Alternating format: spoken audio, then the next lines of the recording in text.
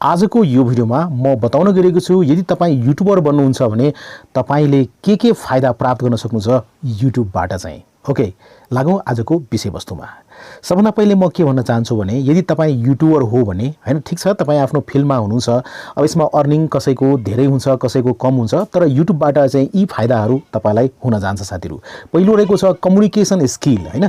तपाई यदि युट्युबर हुनुहुन्छ भने तपाईले बोल्नु पर्ने हुन्छ हैन। तपाईमा कम्युनिकेसन स्किल छैन भने बिस्तारै बिस्तारै तपाईले युट्युबमा भिडियोहरू अपलोड गर्दै जानुहुन्छ भने, भिडियो बनाउनुहुन्छ भने, यदि तपाई भिडियो क्रिएट गर्नुहुन्छ भने यस्तै गरिकन तपाईको बोल्ने कला जुन छ नि त्यो इम्प्रुभ भएर जान्छ। यानी कि तपाईमा कम्युनिकेसन स्किल आउँछ साथीहरु र फ्युचरको लागि यो धेरै राम्रो हुन्छ।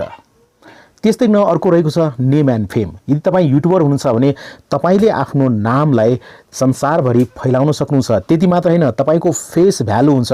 तपाईले आफ्नो चाहिँ नामदेखि लिएर तपाईले आफ्नो फेस चाहिँ संसारमा चिनाउन सक्नुहुन्छ। फेस भ्यालु बन्न जान्छ यदि तपाई भिडियो बनाउनुहुन्छ भने युट्युबर बनेर। त्यस्तै न अर्को रहेको छ फ्रीडम हैन। एकदम स्वतन्त्रता हुन्छ तपाईलाई। तपाईले चाहनुहुन्छ भने तपाईले आफ्नो इच्छाअनुसारले भिडियो बनाउनुहुन्छ र तपाईसँग एकदम पर्याप्त समय हुन्छ। जस्तै कि तपाईले पार्ट टाइम युट्युबर हुनुहुन्छ भने पछिबाट तपाईको कमाई राम्रै भयो भने तपाईले फुल टाइम युट्युबर बन्नुहुन्छ हैन। र फुल टाइम युट्युबर भए पनि तपाईसँग एकदमै फ्रीडम हुन्छ, फ्री टाइम धेरै हुन्छ। तपाई ट्राभल गर्न सक्नुहुन्छ, टाढा टाढा घुम्न सक्नुहुन्छ र घुम्दा घुम्दै पनि तपाईले जहाँ पनि भिडियो बनाउन सक्नुहुन्छ र आफ्नो च्यानलमा अपलोड गर्न सक्नुहुन्छ एकदम। त्यस्तै न अर्को रहेको छ साथीहरु स्किल डेभलपमेन्ट। यदि तपाई युट्युबर हुनुहुन्छ भने युट्युबर बनेर तपाईले चाहिँ भिडियो क्रिएट गर्नुहुन्छ भने तपाईकोमा चाहिँ स्किल डेभलपमेन्ट बनेर जान्छ।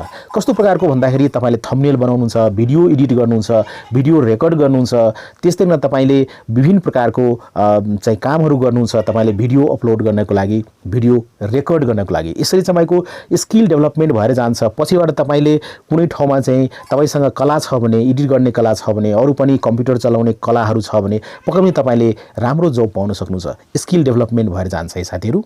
त्यस्तै न अर्को रहेको छ लर्निङ, सिकाए हैन। अब जस्तै तपाई युट्युबर हुनुहुन्न भने तपाईले सिक्न चाहनुहुन्छ, पक्कै पनि सबैजनाले त सिक्न चाहनुहुन्छ। तर यदि तपाई युट्युबर हुनुहुन्छ भने डेली तपाईले नयाँ नयाँ विषयवस्तुमा काम गर्नुपर्ने हुन्छ, खोज गर्नुपर्ने हुन्छ, लर्निङ गर्नुपर्ने हुन्छ हैन। र लर्निङ गर्दा गर्दै तपाईले त्यो सिक्नुहुन्छ। त्यति मात्र हैन, तपाईले लर्निङ गर्दा गर्दै तपाई भित्र जुन इन्ट्रेस्ट रहेको छ नि अझ पनि राम्रो कुराहरू सिकौं, अझ पनि राम्रो कुराहरू सिकेर भिडियो बनाऊ भने तपाईमा एउटा इन्ट्रेस्ट जागेर आउँछ र यसरी इन्ट्रेस्ट पनि बढ्न जान्छ र सिकाइ एकदम राम्रो भएर जान्छ। त्यस्तै न सबभन्दा महत्त्वपूर्ण चीज रहेको छ अन्तिममा साथीहरु अर्निङ्स, कमाई हैन।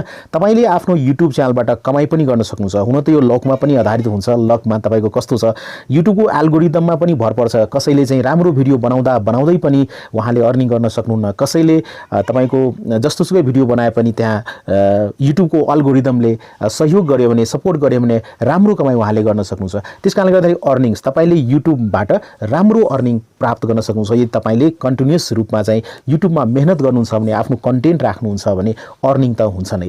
यी फाइदाहरू रहेको छ साथीहरु। यदि तपाई युट्युबर बन्नुहुन्छ भने, युट्युबमा काम गर्नुहुन्छ भने सानो भिडियो यहाँलाई कस्तो लाग्यो पक्कै पनि कमेन्ट गर्नुहोला, भिडियोलाई लाइक गरिदिनुहोला, शेयर गर्नुहोला र च्यानललाई पक्कै पनि सब्स्क्राइब गर्नुहोला।